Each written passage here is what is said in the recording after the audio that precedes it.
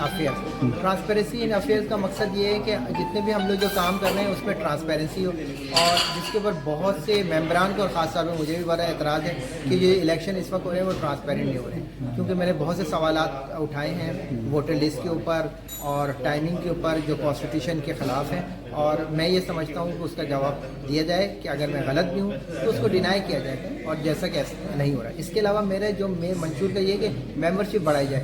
2004 سے آج 16 سال ہو چکے ہیں اور ہمارے 150 ہی ممبر ہیں خالی, اس کی کیا وجہ ہے؟ تو یہ دو اہم پوائنٹ کے اوپر بڑا سوچ و فکر کرنے کی ضرورت ہے. اور میرے سب سے لاسٹ میں یہ کہوں گا, میرے الیکشن میں کھڑا ہونا یہ نہیں ہے کہ میں جیتوں.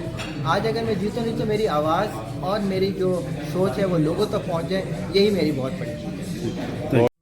پاکستان بزنس کونسل دبئی کے 21 نومبر کو ہونے والے انتخابات میں بورڈ آف ڈائریکٹرز کے امیدواران سید آصف زمان, محمد اجمل سعید, شفیق الرحمان و دیگر نے انتخابات کی خامیوں کی نشاندہی کرتے ہوئے کہا کہ بزنس کمیونٹی کی کئی اہم شخصیات کو ووٹ کے حق سے محروم رکھا جا رہا ہے. انہوں نے کہا کہ پاکستان بزنس کونسل جتنے بھی پروجیکٹس پر کام کر رہی ہے ان میں شفافیت ہونی چاہیے. الیکشن کے عوامل پر انہیں تحفظات ہیں. انہوں نے کہا کہ پاکستان بزنس کونسل کو اصل مقاصد کے حصول کی جانب آنا ہوگا اور ممبران کی تعداد بڑھانا ہوگی. میں سمجھتا ہوں کہ ایس ایم ای بزنس جو ہے نا وہ یو اے میں مور دین 80% اس کا شیئر ہے.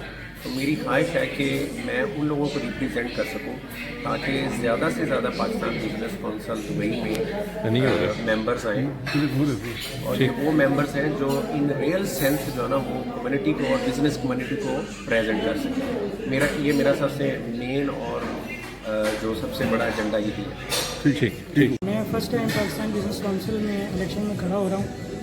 اس کے اندر ایک چیز یہ ہے کہ کچھ ہمیں اعتراضات ہیں چیزوں کے اوپر جو ہم نے ڈیٹیل میں آپ سے بھی ڈسکشن کی ہے.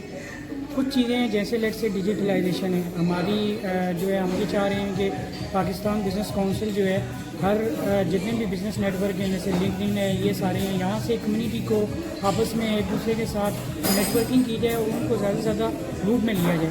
پھر اس کے بعد سیکنڈ چیز ہے انڈسٹریل جو ہے ورٹیکلز جو ہیں اس کے اندر ڈفرینٹ طریقے سے کیسے آپ انڈسٹریز کو انگیج کر سکتے ہیں. تو اس سے یہ ہے کہ ہماری ممبرشپ ایک انکریز ہونی چاہیے جو کہ بہت ضروری ہے, اور ڈفرینٹ کیٹیگریز جب اس کے اندر ایڈ ہوں گی بہت زیادہ میکسیمم لوگ اس کے اندر آئیں گے تو الٹیمیٹلی پاکستان بزنس کمیونٹی کو فائدہ ہوگا.